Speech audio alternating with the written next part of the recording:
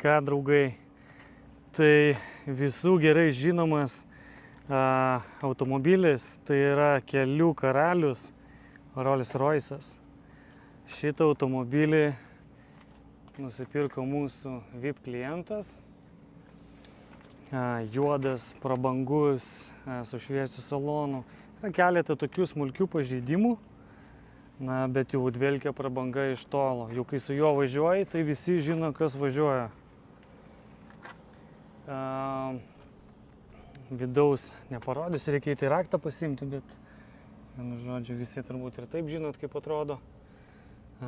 Keletą pabraižymų, kaip sakiau, ir kas mane labai nustebino, kad mašinos kaina yra labai aukšta, bet nudažytas buvo jau galinis dangtis. Tai nieko tokio, kad nudažytas, bet matosi, kad visiškai su balionėliu turbūt.